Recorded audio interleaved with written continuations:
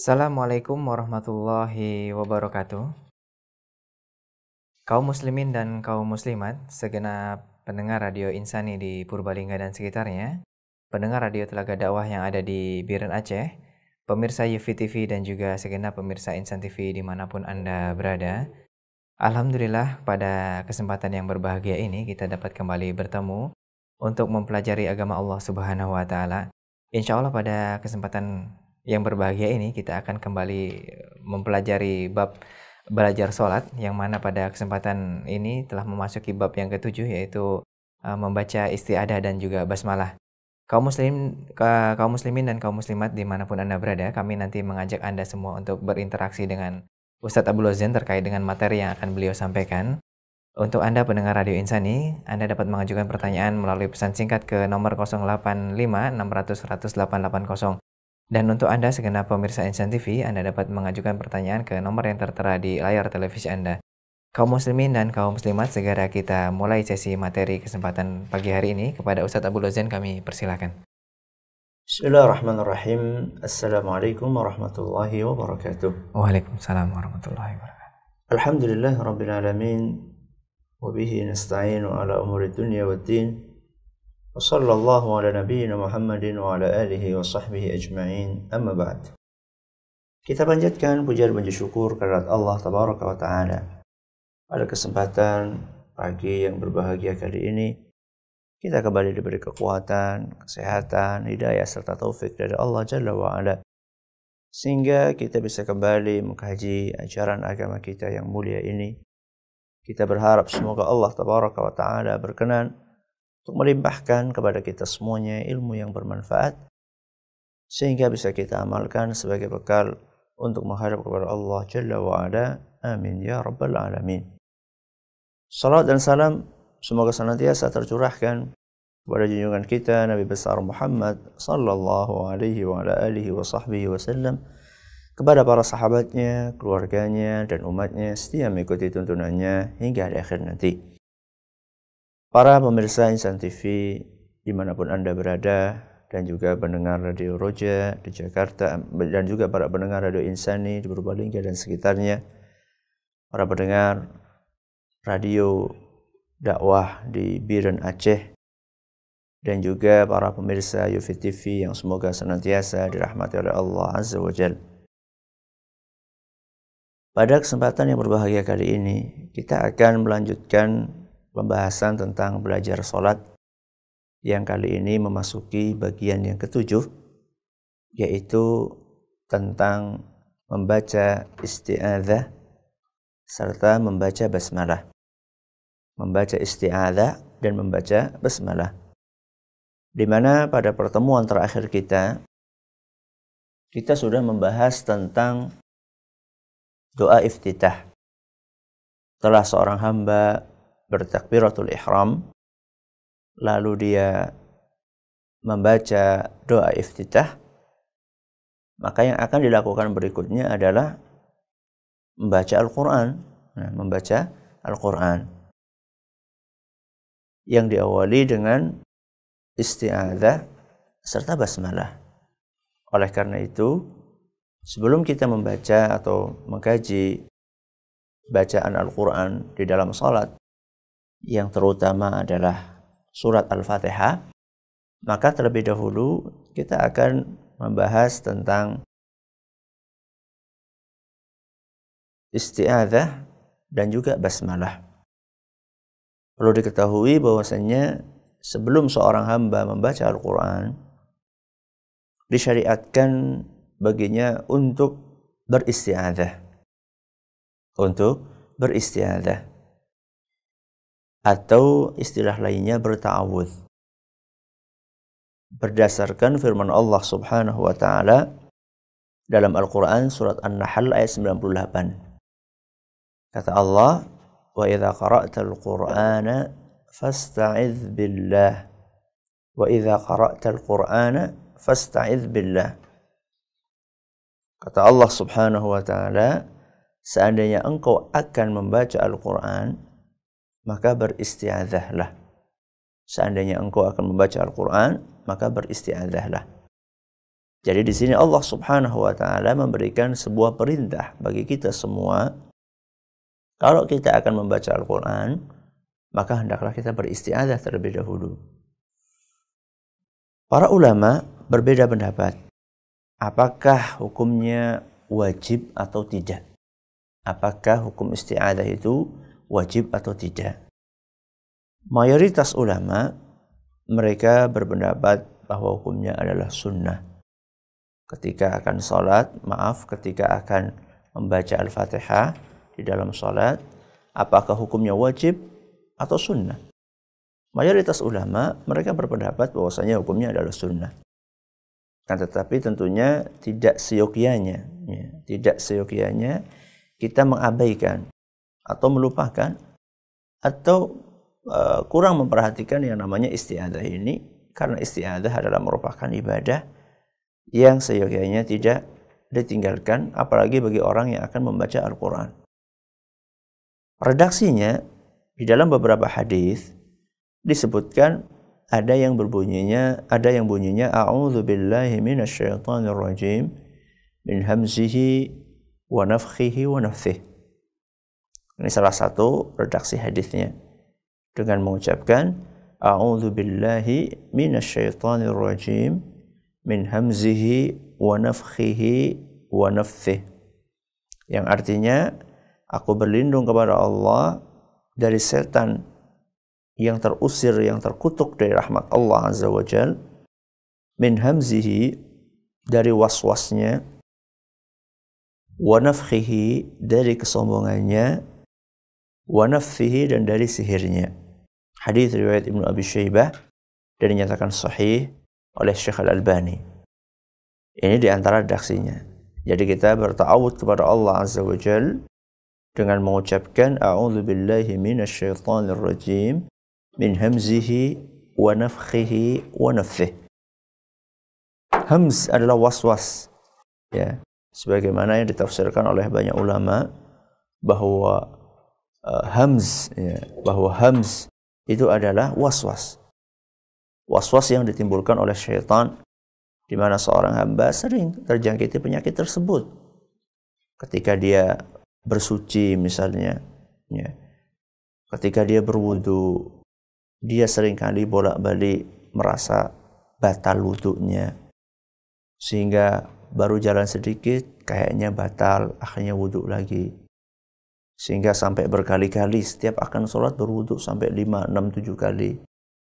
Ada juga was-was yang dilakukan oleh sebagian orang, yaitu ketika dia itu akan menjalankan ibadah sholat. Ketika dia akan menjalankan ibadah sholat, memulai takbir dengan sekian kali takbir, merasa bahwa takbir yang pertama belum sah, akhirnya dia takbir yang kedua dan berikutnya, kadang-kadang sampai 10 kali, bahkan kadang-kadang sampai masbuk gara-gara takbiratul ihram. Dan begitu seterusnya. Kita berlindung kepada Allah Subhanahu wa taala dari was-was yang ditimbulkan oleh syaitan. Kemudian juga di antara yang kita mohon perlindungan kepada Allah wa nafthihi, dan dari kesombongannya. Jangan sampai kita terjangkiti penyakit-penyakit sombong yang dihembuskan oleh syaitan. Dari situlah kemudian kita berusaha untuk senantiasa menjaga ketawaduan kita, rendah diri kita, sehingga kita tidak dimasuki oleh godaan-godaan setan yang berusaha untuk menumbuhkan kesombongan di dalam hati kita. Dengan apa yang kita miliki, dengan harta yang kita miliki, dengan jabatan yang kita miliki, dengan kedudukan yang kita miliki, bahkan dengan ilmu yang kita miliki sekalipun. Kemudian wa nafthihi, dan dari sihirnya. Jadi ada kolaborasi antara syaitan dengan dukun, antara syaitan dengan tukang sihir, untuk menebarkan sihir mereka kepada hamba-hamba Allah Azza wa Jalla. Maka kita memohon perlindungan kepada Allah dari sihir-sihir mereka. Jadi ini redaksi yang pertama, a'udzu billahi minasyaitonir rajim min hamzihi wa nafthihi wa nafthihi. Ini adalah redaksi yang pertama, diriwayatkan oleh Imam Ibnu Abi Syaibah dan dinyatakan sahih oleh Syekh Al-Albani. Berikutnya, redaksi yang kedua adalah dengan mengucapkan a'udzubillahis samii'il 'alimi minasy syaithanir rajim min hamzihi wa nafthihi wa nafthihi. A'udzubillahis samii'il 'alim a'udzubillahis samii'il 'alim minasy syaithanir rajim min hamzihi wa nafthihi wa nafthihi. Ya, ini redaksi yang kedua. Tambahannya cuma a'udzubillahis samii'il 'alim. Ada ketambahan di situ, aku berlindung kepada Allah as-sami' al-'alim, yang maha mendengar dan lagi maha mengetahui. Jadi kita memohon perlindungan kepada Allah Azza wa Jal, di mana Allah Subhanahu wa Ta'ala adalah zat yang maha mendengar. Dimanapun kita beristi'adzah kepada Allah Azza wa Jal, Allah Subhanahu wa Ta'ala maha mendengar. Entah kita berada di dalam sebuah gua yang gelap gulita, atau kita berada di sebuah hutan yang mencekam, atau kita berada di dasar lautan sekalipun, Allah Subhanahu wa Ta'ala maha mendengar. As-Sami' yang maha mendengar, Al-Alim maha mengetahui. Allah Subhanahu wa Ta'ala maha mengetahui setiap gerak-gerik kita, setiap kejujuran kita dalam beristi'adzah. Apakah kita betul-betul jujur manakala kita beristi'adzah kepada Allah Subhanahu wa Ta'ala atau tidak?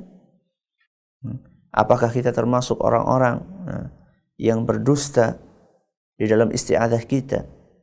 Lisan kita mengatakan a'udzubillahi minasyaitonir rajim, akan tetapi hati kita tergantung bukan kepada Allah. Akan tetapi hati kita tergantung kepada selain Allah Azza wa Jalla, pada benda-benda mati, kepada makhluk-makhluk hidup yang sudah mati. Itu semuanya Allah Subhanahu wa Ta'ala maha tahu.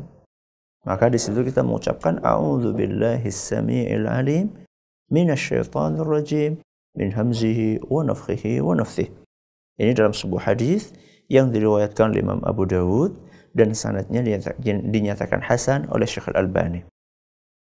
Dan juga ada sebagian ulama mengatakan boleh juga mengucapkan a'udzubillahi minasyaitonir rajim. Ya, a'udzubillahi minasyaitonir rajim, seperti itu tanpa tambahan min hamzihi wa nafthihi wa nafthihi seperti yang tadi saya bawakan.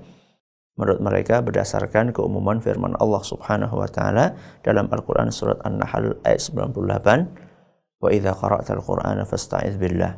Seandainya engkau akan membaca Al-Qur'an maka beristi'adzahlah kepada Allah.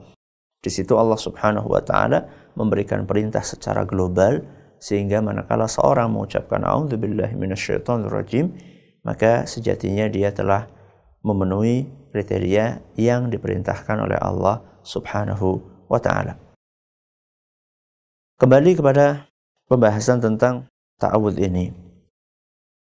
Manakala kita akan membaca surat Al-Fatihah di awal salat, tentunya kita akan berta'awudz kepada Allah Subhanahu wa Ta'ala.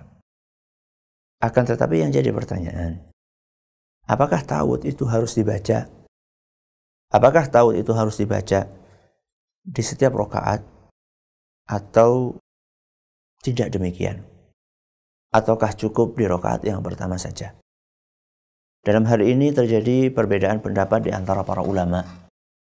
Ada yang mengatakan bahwa ta'awudz itu cukup di rakaat pertama saja. Ada yang mengatakan tidak, ta'awudz itu harus dibaca di setiap rakaatnya. Pendapat yang pertama yang mengatakan bahwasanya ta'awudz itu cukup dibaca di rakaat pertama saja, itu adalah merupakan pendapat mayoritas ulama. Merupakan pendapat jumhur al-ulama, mayoritas ulama. Mereka berpendapat bahwasanya membaca isti'adzah itu cukup di rakaat yang pertama saja. Sebagian ulama seperti Imam Ibnu Hazm dan yang semisalnya berpendapat bahwasanya ta'awudz ini harus dibaca di setiap rakaat. Ta'awudz ini harus dibaca di setiap rakaat berdasarkan keumuman Allah, keumuman firman Allah yang tadi saya bacakan tadi, surat An-Nahl ayat 96, wa idza qara'tal qur'ana fasta'iz billah. Kalau engkau akan membaca Al-Qur'an maka berta'awudz kepada Allah. Bukankah di setiap rakaat kita membaca Al-Qur'an? Nah, kata pendapat yang kedua ini, setiap rakaat itu bacaannya beda-beda. Karena jedanya ya, pemisahnya itu panjang.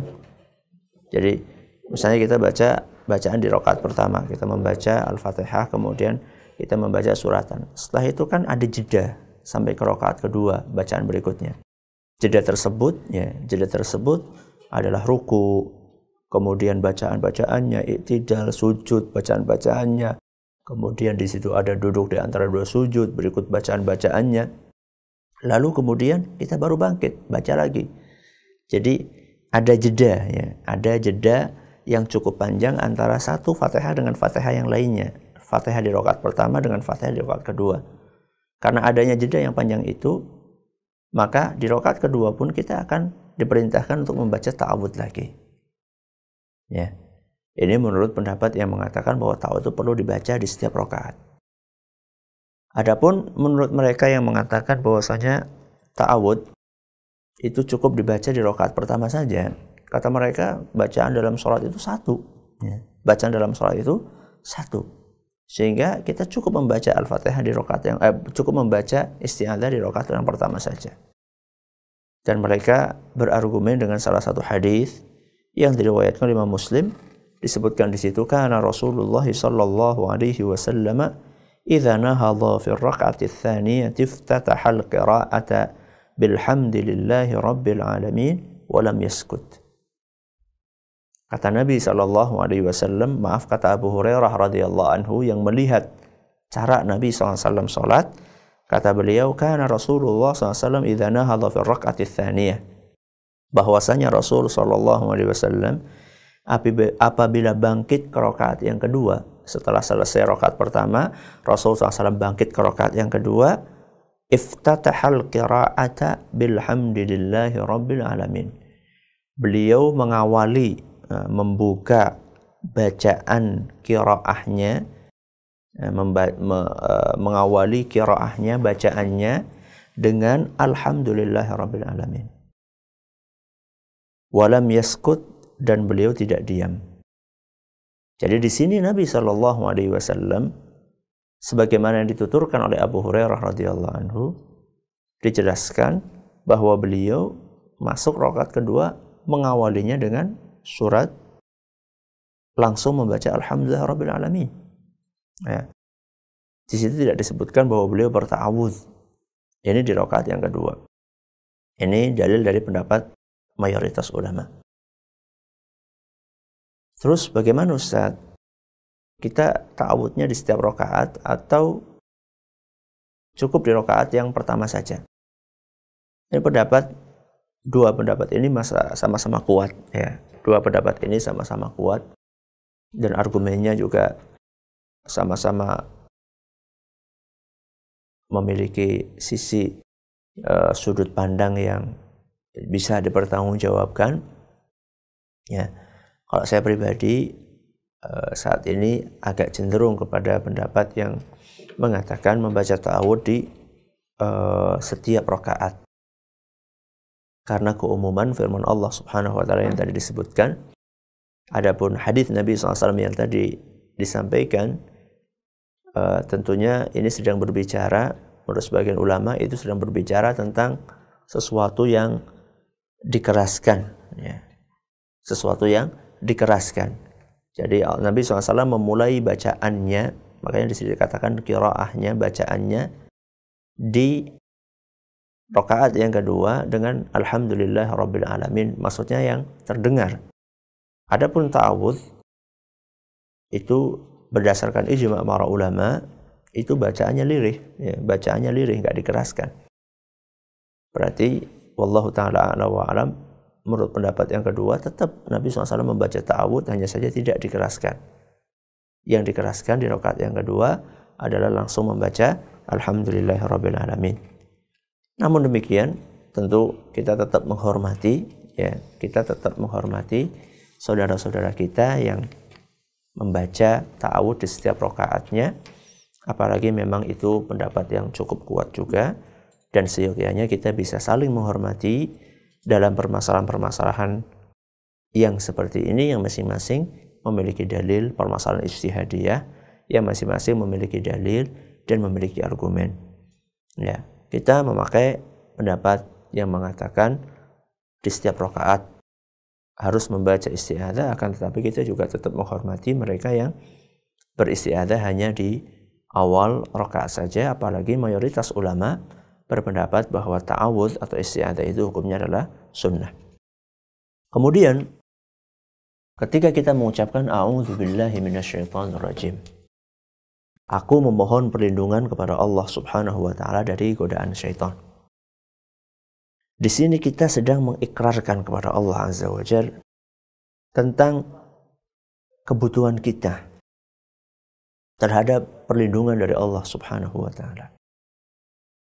Bahwa seorang hamba sangatlah lemah dan dia membutuhkan perlindungan dan bantuan dari Allah Azza wa Jalla di dalam setiap kondisinya. Termasuk ketika menghadapi musuh bebuyutannya, yaitu syaitan. Walaupun sebenarnya syaitan itu juga lemah. Sebagaimana yang Allah firmankan dalam Al-Quran, Inna kaida syaitani kana dha'ifa. Sesungguhnya tipu daya setan itu lemah. Jadi sejatinya setan itu lemah. Akan tetapi, walaupun syaitan itu lemah, kita tetap dituntut untuk memohon perlindungan kepada Allah Azza wa Jalla. Karena kita pun juga lemah. Karena kita manusia juga lemah. Kata Allah dalam firman-Nya yang lain, wa khuliqal insanu dha'ifa. Manusia itu diciptakan oleh Allah Subhanahu wa taala dalam keadaan lemah. Sehingga di sini ada dua makhluk lemah yang akan bertarung. Manusia sebagai makhluk yang lemah dan syaitan juga makhluk yang lemah.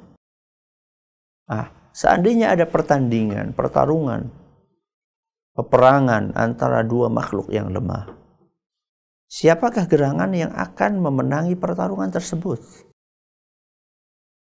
Yang akan memenangi pertarungan tersebut adalah mereka yang memohon pertolongan dan perlindungan kepada Zat yang Maha Kuat, Al-Qawi, yaitu Allah Subhanahu wa taala. Maka dari itulah kita disyariatkan untuk memohon perlindungan kepada Allah Subhanahu wa taala dari godaan musuh yang satu ini. Syaitan memiliki beberapa kelebihan dalam tanda kutip yang itu tidak dimiliki oleh Bani Adam. Di antaranya innahu yarakum huwa wa qabiluhu min haitsu la tarawnahum. Kata Allah dalam Al-Qur'an. Sesungguhnya syaitan bisa melihat kalian dari arah yang kalian tidak bisa melihat dia. Dalam arti setan itu bebas untuk melihat kita. Sedangkan kita tidak begitu mudah untuk melihat syaitan. Tidak gampang kita melihat syaitan. Bahkan sebagai ulama mengatakan tidak mungkin kita bisa melihat syaitan seandainya syaitan itu dalam bentuk atau wujud aslinya. Ini kan musuh yang sangat berbahaya. Musuh yang sangat berbahaya. Beda dengan rampok. Ya. Beda dengan rampok. Rampok kelihatan. Ya. Peperangan dengan musuh-musuh, kelihatan musuhnya. Dia lari kemana, kelihatan. Dia menyabetkan pedang, kelihatan. Ini syaitan, gak kelihatan. Makanya kita mohon perlindungan kepada Allah Subhanahu wa ta'ala. Ini misi ya, atau maksud dari isti'adzah. Kemudian isti'adzah juga membantu kita untuk kita bisa khusyuk di dalam sholat kita. Seringkali kita, saya dan Anda, ketika sholat itu pikiran kita melanglang buana kemana-mana. Betul memang tubuhnya, fisiknya ada di masjid. Tapi otaknya kadang-kadang terbang kemana-mana. Ada yang terbang ke pasar otaknya. Ada yang pikirannya ke rumah. Ada yang pikirannya ke sekolahan. Ada yang pikirannya ke televisi. Ada yang pikirannya ke pekerjaan. Ini sesuatu yang harus kita perbaiki. Karena menurut pendapat yang cukup kuat dari pendapat para ulama, bahwa khusyuk di dalam sholat itu hukumnya wajib.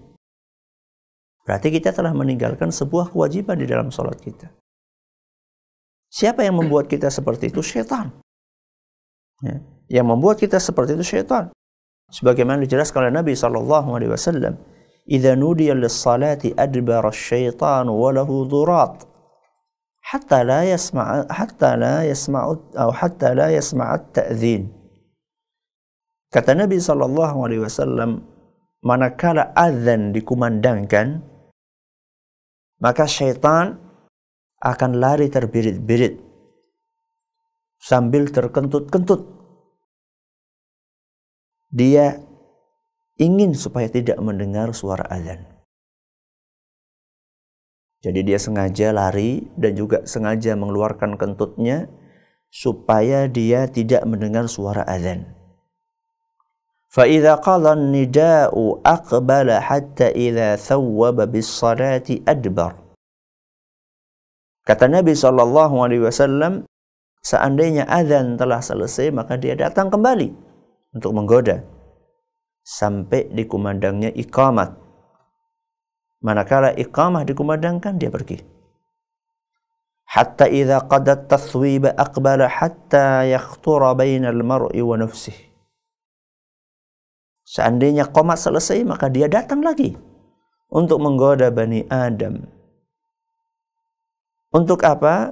Dia dibikin mengingat hal-hal yang sebelumnya tidak dia ingat. Terlintas di dalam benaknya hal-hal yang sebelumnya tidak terlintas. Kata syaitan, uzkur kadza hatta yadhilla ar-rajulu la yadri kam shalla.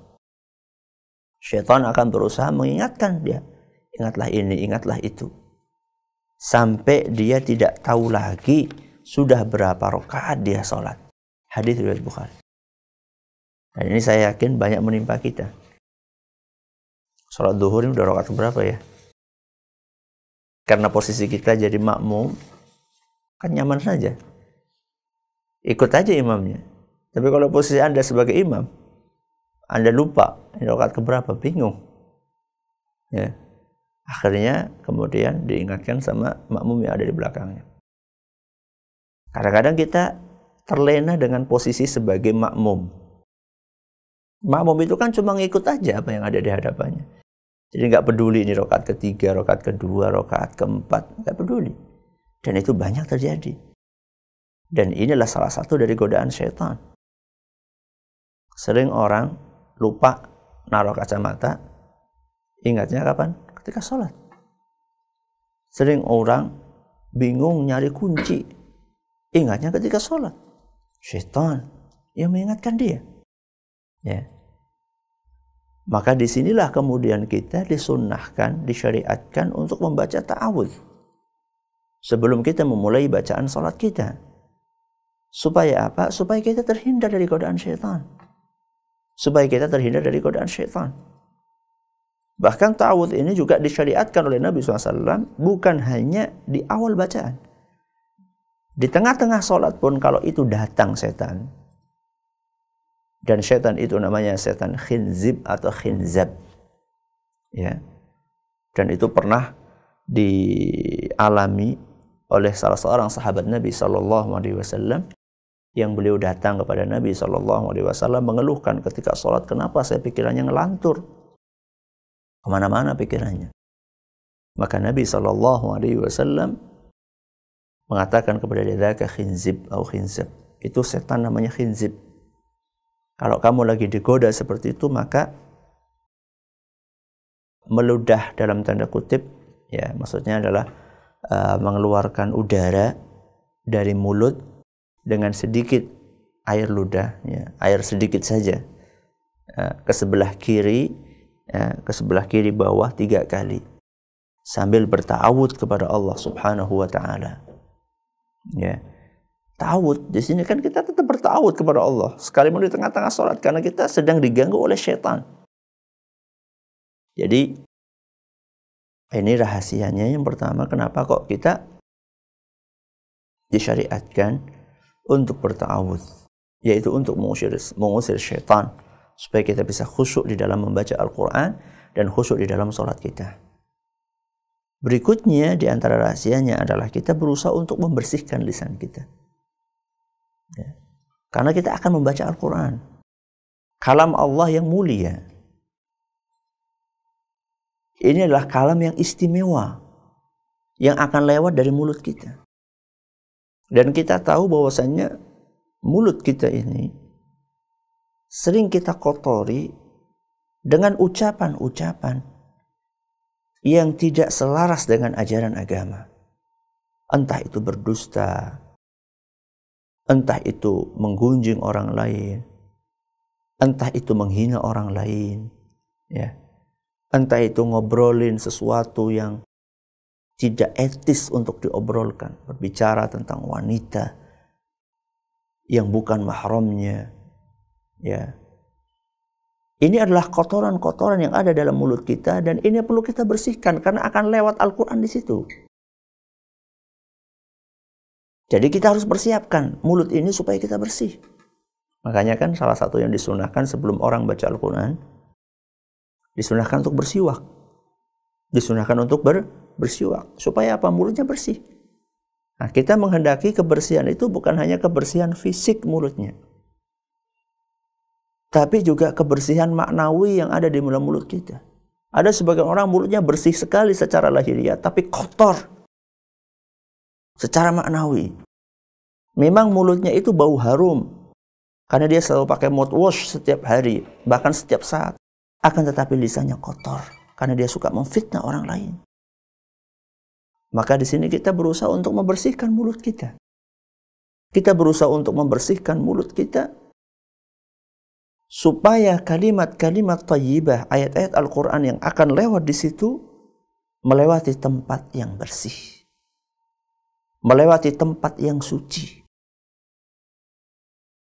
sehingga diharapkan seandainya dia lewat dari tempat yang suci, diharapkan kalimat tersebut akan membekas di dalam hati kita.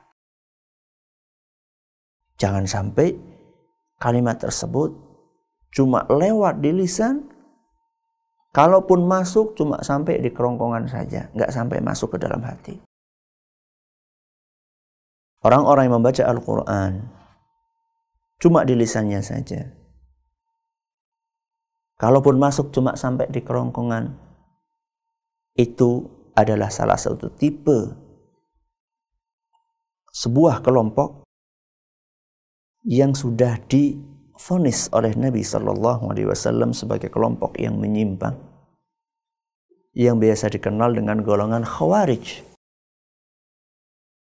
yang Allah atau Rasul SAW sabdakan di dalam sebuah hadis yang sahih, yaqra'una al-Qur'an la yujawizu taraqiyahum, atau kama qala sallallahu alaihi wasallam.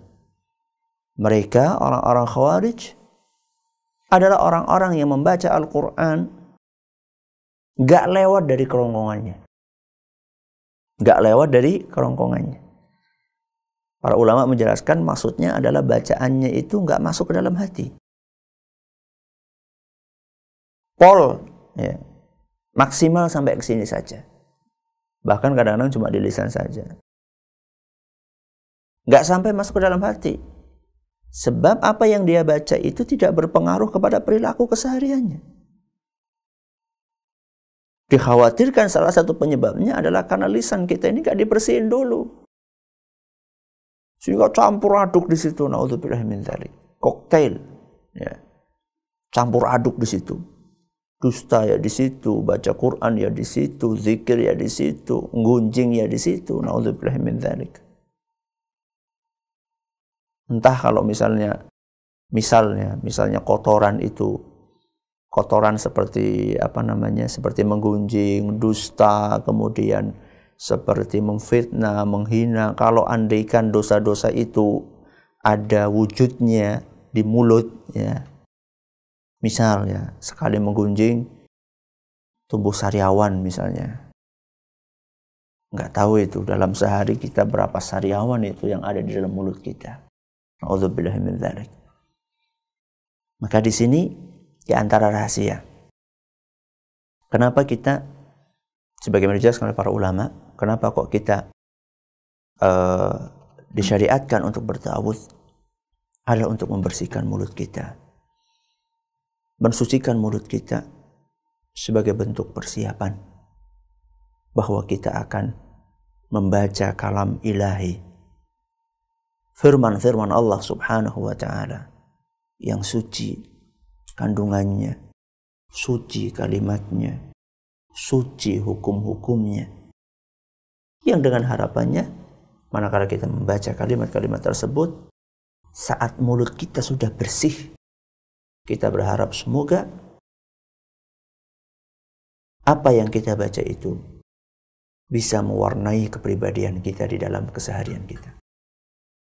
Ini pembahasan tentang isti'adzah. Karena keterbatasan waktu, maka kita undur insyaallah pembahasan tentang basmalah pada pertemuan yang akan datang.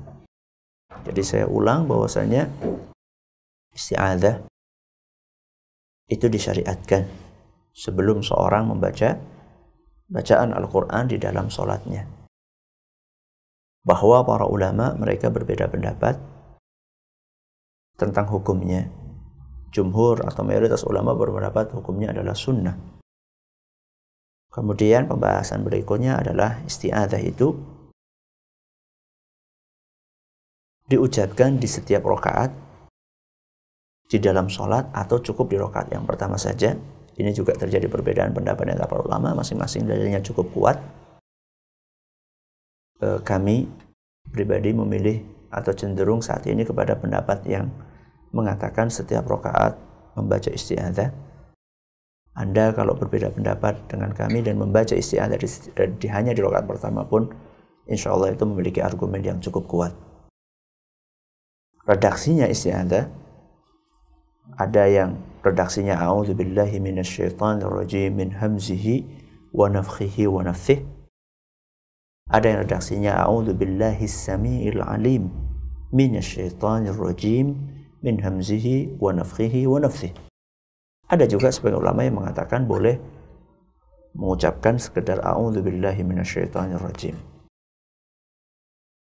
Kemudian rahasia kenapa kita disyariatkan untuk beristi'adzah, antara lain rahasianya sebagai menjelaskan oleh para ulama, yang pertama adalah agar kita menghindarkan diri dari godaan syaitan sehingga kita bisa khusyuk di dalam sholat kita. Kemudian rahasia yang lainnya adalah untuk membersihkan mulut kita dari kotoran-kotoran maknawi berupa dosa-dosa yang sering dilakukan oleh lisan kita. Semoga apa yang kami sampaikan bermanfaat. Mari kita dengarkan beberapa pertanyaan-pertanyaan yang mungkin sudah masuk ke ruang dengar kami. Silakan. Demikian kaum muslimin dan kaum muslimat, segenap pendengar Radio Insani di Purbalingga dan sekitarnya, pendengar radio Telaga Dakwah yang ada di Biren Aceh, pemirsa Yufi TV dan juga segenap pemirsa Insan TV dimanapun Anda berada, telah kita simak bersama sesi materi kajian pada kesempatan yang berbahagia ini, yang mana membahas bab tentang doa isti'adzah. Untuk basmalah diundur Ustaz ya? Insyaallah. Baik, berikutnya akan kita masuki sesi tanya jawab. Dan kami harapkan pertanyaan yang masuk bersesuaian dengan tema materi yang telah disampaikan oleh beliau Ustaz Abdul Husain pada kesempatan hari ini. Kami bacakan pertanyaan pertama yang telah masuk dari Bapak Sabarudin yang ada di Pematang Siantar, Sumatera Utara. Assalamualaikum warahmatullahi wabarakatuh. Saya mau tanya Pak Ustadz, apa hukumnya kalau saya mengutamakan wirid dengan meninggalkan sholat isya berjamaah? Tetapi setelah selesai wirid, saya melaksanakan sholat isya di rumah. Terima kasih atas jawabannya. Silakan Ustaz. Mengutamakan wirid dengan meninggalkan sholat berjamaah. Ini Bapak siapa tadi? Bapak Sabarudin di Pematang Siantar. Sabarudin di Pematang Siantar. Bapak Sabarudin yang kami hormati dan juga semoga senantiasa dirahmati oleh Allah Subhanahu wa ta'ala. Ibadah di dalam ajaran agama kita itu berkelas-kelas, bertingkat-tingkat kadar perintahnya. Ada ibadah yang hukumnya wajib, ada ibadah yang hukumnya sunnah. Yang wajib, sholat, contohnya sholat 5 waktu, ya. Kemudian yang sunnah contohnya sholat duha, kemudian sholat tahajud, ya, dan yang semisalnya. Puasa pun sama. Yang wajib ada puasa Ramadan, ada puasa qadha Ramadan, ada puasa nazar, ya. Puasa yang sunnah contohnya seperti puasa Senin Kemis, puasa hari Arafah, puasa 6 hari di bulan Syawal, dan yang semisalnya. Begitu pula ibadah-ibadah yang lainnya. Di antara ibadah yang wajib dan yang sunnah, antara ibadah yang wajib dan yang sunnah, mana yang harus diprioritaskan oleh seorang hamba? Kalau kita menilik dalil-dalil yang ada, kita akan temukan bahwa ternyata ibadah yang hukumnya wajib itu diperintahkan oleh agama kita untuk menjadi prioritas utama.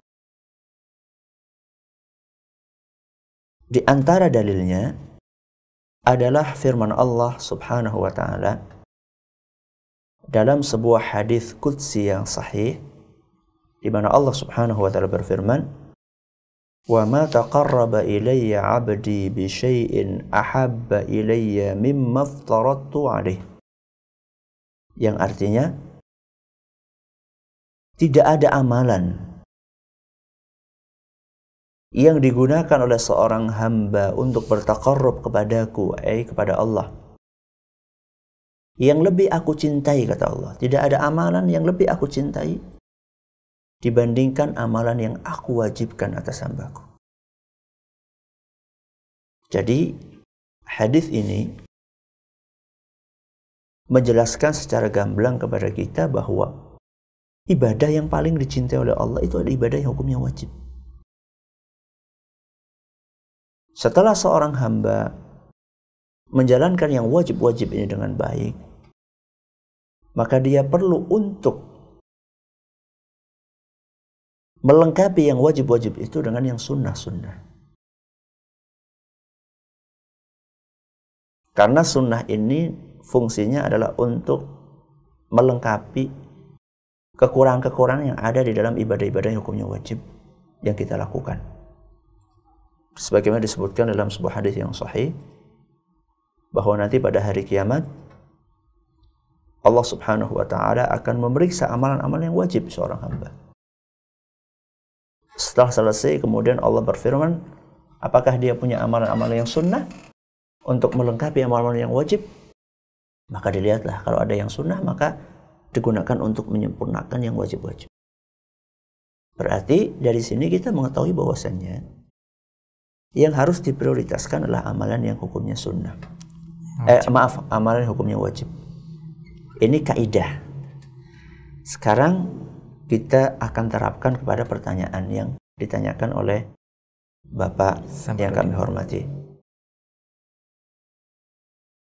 Antara sholat berjamaah buat kaum pria di masjid dengan wirid, mana yang lebih wajib di dalam agama kita? Sholat berjamaah di masjid buat kaum pria, menurut pendapat yang lebih kuat dari pendapat para ulama, hukumnya adalah wajib. Ya. Sehingga manakala itu ditinggalkan tanpa ada alasan syar'i yang bisa diterima, maka itu termasuk perbuatan dosa. Alasan syar'i itu apa? Alasan syar'i sakit, ya, atau hujan, ya, atau sedang bepergian, safar. Itulah alasan-alasan syar'i. Adapun sekedar Anda wirid, ya, sekedar Anda wirid, yang itu maksimal hukumnya adalah sunnah. Maksimal hukumnya adalah sunnah. Itu tidak bisa dijadikan sebagai alasan untuk meninggalkan sholat berjamaah. Karena apa? Karena sholat berjamaah hukumnya lebih wajib dibandingkan wirid. Atau hukumnya wajib sedangkan wirid hukumnya sunnah. Maka dari sini semoga Allah mengaruniakan kepada kita semua pemahaman yang baik terhadap ajaran agama kita.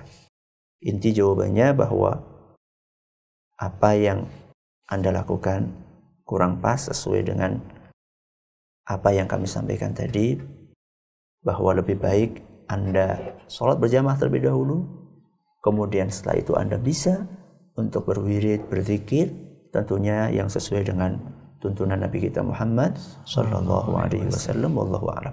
Nah, baik, terima kasih atas jawabannya Ustaz. Demikian Bapak Sabarudin yang ada di Pematang Siantar, Sumatera Utara. Semoga jawaban yang diberikan oleh Ustaz bisa memberikan penjelasan untuk Anda.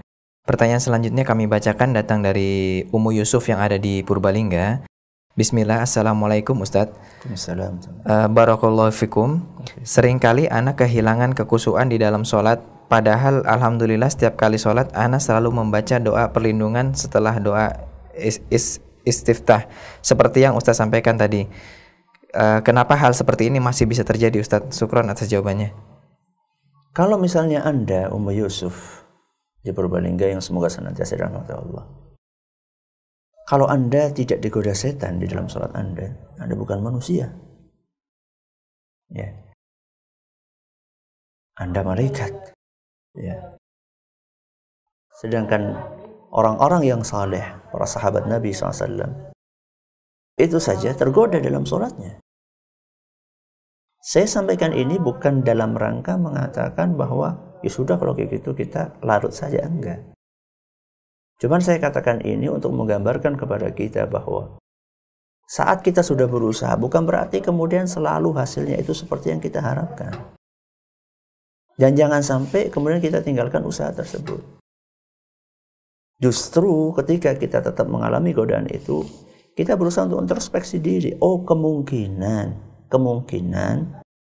isti'adzah saya itu baru di lisan. Kan mungkin kan seperti itu. Dan banyak di antara kita seperti itu. Mengucapkan a'udzubillahi minasyaitonirrajim itu seperti mesin. Otomatis. Ya. Bukan kalimat yang dibaca sambil diresapi maknanya. Itulah kejadiannya, itulah kenyataannya, realitanya seperti itu. Kalau misalnya ungkapan itu sekedar otomatis saja, ya, tidak diiringi dengan penghayatan, peresapan maknanya, bagaimana mungkin akan ngefek untuk mengusir godaan syaitan? Maka yang benar adalah kita koreksi ta'awud kita, isti'adzah kita koreksi. Apakah kita betul-betul sudah beristi'adzah, memohon perlindungan kepada Allah dari lubuk hati kita yang terdalam atau belum? Ya. Kemudian seandainya kita sudah mengucapkan seperti itu secara maksimal dan kita betul-betul merasa menghadirkan perasaan bahwa saya ini hamba yang lemah, gak mungkin saya ini bisa menghadapi godaan syaitan kecuali dengan pertolongan Al-Aziz, Al-Jabbar, Al-Mutakabbir, Al-Qawi, yaitu Allah Subhanahu wa ta'ala. Kita berusaha menghadirkan perasaan tersebut. Seandainya kita sudah maksimal seperti itu, kok kemudian di tengah-tengah sholat masih ada gangguan lagi, maka praktekkan sabda Nabi SAW yang tadi sudah saya bawakan, yaitu kita berusaha untuk beristi'adzah, meludah dalam tanda kutip sedikit sebelah kiri 3 kali sambil berta'awud kepada Allah Azza wa Jalla. Semoga Allah membantu kita untuk menghindari godaan syaitan. Nah, demikian Ummu Yusuf pertanyaan jawaban yang telah disampaikan oleh Ustaz. Pertanyaan selanjutnya datang dari Abu Aisyah yang ada di Pati, Jawa Tengah. Assalamualaikum Ustaz. Waalaikumsalam. Kadang di dalam satu buku ada doa iftitah yang dimulai dengan Allahumma ba'id baini dan seterusnya. Kadang bagian akhirnya berbeda. Ada yang bil salji wal ma'i wal barot, ada yang bil ma'i wal salji wal barot. Mana yang sahih Ustaz? Silakan Ustaz.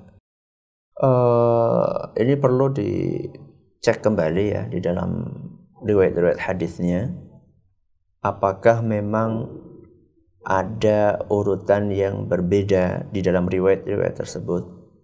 Jadi apakah memang ada riwayat menyebutkan bil ma'i wal thalji wal barad, apakah ada yang menyebutkan bil thalji wal ma'i wal barad dan seterusnya.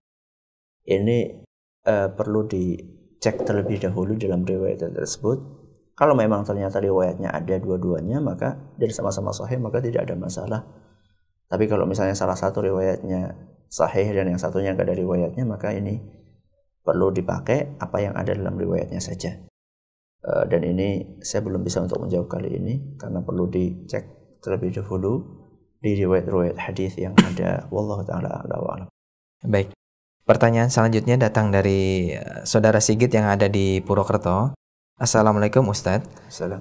Bagaimana hukumnya jika membaca surat Al-Fatihah 2 kali dalam 1 rakaat dikarenakan diulang lagi karena bacaan yang pertama merasa kurang khusyuk, Ustaz? Silakan. Jadi kurang khusyuk. Ini kalau misalnya sholatnya ini sholat berjamaah, apalagi sholatnya sholat jahriyah atau imamnya ini membaca dengan suara yang keras seperti di dalam sholat maghrib rakaat pertama dan kedua, sholat isya rakaat pertama dan kedua, kemudian sholat sholat subuh dan juga sholat Jumat. Maka dalam hal ini waktu kita sebagai makmum itu sangat terbatas untuk membaca surat Al-Fatihah. Menurut pendapat yang mengatakan bahwa makmum tetap membaca surat Al-Fatihah. Maka dalam kondisi seperti ini cukup 1 kali saja. Akan tetapi seandainya Anda sedang sholat sendirian, Anda sedang sholat sendirian, kemudian Anda merasa ingin menghayati surat Al-Fatihah, kami berharap semoga tidak mengapa. Kami berharap semoga tidak mengapa agar kita bisa menghadirkan kekhusyuan di dalam sholat kita. Seandainya ada pendengar atau pembaca atau pemirsa yang memiliki argumen yang lainnya, mohon bisa disampaikan kepada kami. Semoga kita bisa saling nasihat menasihati. Wallahu taala a'lam bissawab. Nah. Baik, demikian Saudara Sigit yang ada di Purwokerto. Pertanyaan selanjutnya datang dari Umu Ibrahim yang ada di Jakarta. Bismillah Ustadz, mohon dijelaskan sekali lagi mengenai kelanjutan doa ta'awud, yakni min hamzihi wa nafkhihi. Perlu dibaca atau tidak di awal rakaat salat? Silakan. Afdolnya ta'awud itu seperti yang tadi dibawakan di riwayat yang pertama dan yang kedua. Afdolnya seperti itu. Jadi kita membaca a'udzubillahi minasyaitonir rajim min hamzihi wa nafkhihi wa nafthihi. Afdolnya kita membaca seperti itu. Atau membaca a'udzubillahis samiil alimi minasyaitonir rajim min hamzihi wa nafkhihi wa nafthihi. Itu afdolnya seperti itu. Tapi seandainya ada seorang yang cuma membaca a'udzubillahi minasyaitonir rajim saja sampai di sini, insyaallah tidak mengapa. Kenapa saya katakan afdolnya seperti itu? Karena para ulama menjelaskan, sebagian ulama menjelaskan bahwa perintah Allah yang ada dalam Al-Quran, wa idza qara'tal Qur'ana fasta'id billah, seandainya engkau akan membaca Al-Quran, beristi'adzahlah kepada Allah.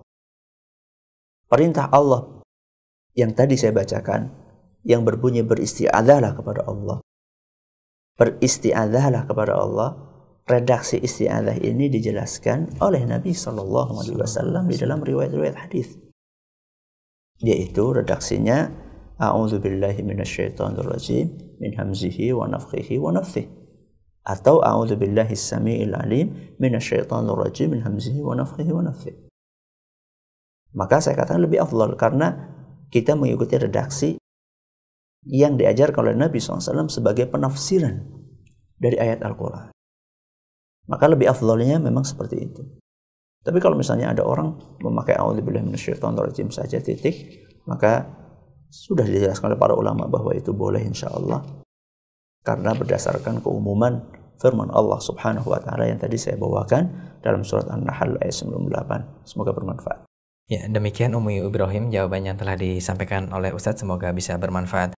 Pertanyaan selanjutnya datang dari Saudara Priyono yang ada di Purbalingga. Assalamualaikum Ustadz. Waalaikumsalam. Bolehkah kita membatalkan sholat ketika mungkin di sebelah kita ada orang yang pingsan atau ada bahaya yang menimpa kita, Ustadz? Silakan. Boleh, ya. Kalau ada orang yang pingsan seperti itu, maka inilah sebuah keadaan darurat, ya, sebuah keadaan darurat yang harus segera kita tolong. Atau ada bahaya misalnya, ya, ada bahaya.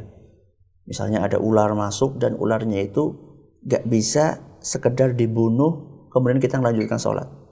Karena kalau kayak ular ya misalnya ya, itu belum tentu kita bisa membunuhnya dalam keadaan kita sholat. Sebagaimana yang dipraktekkan oleh Nabi SAW. Ketika Nabi SAW sedang sholat, beliau disengat kalajengking. Maka saat itu Nabi SAW membunuh kalajengking itu dengan dipukul dengan sandal beliau sampai mati, kemudian beliau melanjutkan sholatnya. Nah sekarang kalau misalnya kayak ular atau misalnya hewan buas, misalnya orang yang sholat di hutan misalnya, tahu-tahu lewat ada harimau, kan nggak mungkin. Nah, dia bunuh harimau itu dalam keadaan dia sholat, atau bahkan mungkin dia lebih baik lari dia. Nah kalau seperti itu nggak apa-apa, ya, membatalkan sholat dalam keadaan darurat. Kalau tidak darurat nggak boleh. Kalau tidak darurat maka tidak boleh. Tapi dalam keadaan darurat seperti ada orang pingsan, ini orang pingsan harus segera ditangani. Kalau tidak ditangani nanti berbahaya. Misalnya mungkin akan berlanjut kepada wafatnya dia, naudzubillah min dzalik, kan mungkin saja. Kecuali kalau misalnya dia orang sudah biasa pingsan, ada sebagian orang biasa pingsan, ya sekedar pingsan biasa. Setelah itu nanti bentar lagi dia siuman. Kalau seperti itu mungkin nggak terlalu darurat ya kondisinya. Tapi kalau dia nggak pernah pingsan atau pingsan, apalagi kemudian orangnya sudah nafasnya terengah-engah mungkin seperti orang sekarat, itu harus segera dibantu. Boleh, nggak apa-apa itu membatalkan sholat untuk kondisi-kondisi darurat seperti itu. Wallahu a'lam. Sedikit menanggapi masalah membatalkan sholat ini, Ustaz. Bagaimana dengan sekiranya jika ada ibu-ibu yang mungkin sholat di rumah, kemudian ada tamu itu, Ustaz, ini tuntunannya gimana, Ustaz? Apa harus dibatalkan atau bagaimana, Ustaz? Saya pikir itu tidak harus untuk dibatalkan ya. Tidak harus untuk dibatalkan. Kalau ingin memberikan isyarat, bisa mengeraskan takbirnya. Ya, bisa mengeraskan takbirnya, memberikan isyarat bahwasanya dia ini sedang sholat. Ya, memberikan isyarat bahwasanya dia sedang sholat.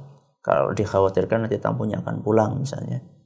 Ya, atau juga bisa meringkaskan, menyegerakan sholatnya, tentunya tetap dengan keadaan tumakninah, ya, hanya saja disegerakan sholatnya supaya bisa melihat siapa tamunya. Allah. Satu pertanyaan terakhir, Ustadz ya. Ya, baik, pertanyaan terakhir datang dari Bapak Rizal yang ada di Singkawang. Assalamualaikum Ustadz. Barakallahu fiik. Afwan Ustadz, setelah salam di sholat fardu, kita diperintahkan untuk mengucapkan lafaz astagfirullah sebanyak 3 kali. Yang ingin saya tanyakan, apakah ada lafaz setelah salam di sholat sunnah, Ustaz? Mohon pencerahannya. Jazakallahu khairan. Wallahu a'lam bishawab. Setahu saya istighfar itu tadi adalah disyariatkan setelah sholat fardu. Ya, wirid tadi itu adalah disyariatkan setelah sholat fardu. Itu yang saya ketahui. Seandainya ada di antara para pemirsa atau para pendengar yang memiliki pengetahuan yang lain, mohon bisa disampaikan kepada kami sehingga kita bisa saling menasihati di dalam kebaikan. Wallahu taala a'lam bishawab. Baik, demikian kaum muslimin dan kaum muslimat segenap pendengar Radio Insani di Purbalingga, pendengar radio Telaga Dakwah yang ada di Biren Aceh, pemirsa Yufi TV dan juga segenap pemirsa Insan TV dimanapun Anda berada. Pertanyaan dari Bapak Rizal tadi mengakhiri kebersamaan kita pada kesempatan yang berbahagia ini. Kami ucapkan jazakallahu khairan Ustaz atas materi yang telah Antum sampaikan, dan juga kami ucapkan terima kasih yang sebesar-besarnya untuk Anda semua, segenap pendengar dan juga pemirsa, atas kerendahan hati Anda menyimak seluruh rangkaian kajian pada kesempatan hari ini. Dan kami ucapkan permohonan maaf yang sebesar-besarnya karena banyak pertanyaan yang tidak dapat kami bacakan dikarenakan keterbatasan waktu. Demikian pendengar dan juga pemirsa, kami mengucapkan undur diri. Wassalamualaikum warahmatullahi wabarakatuh. Waalaikumsalam warahmatullahi wabarakatuh.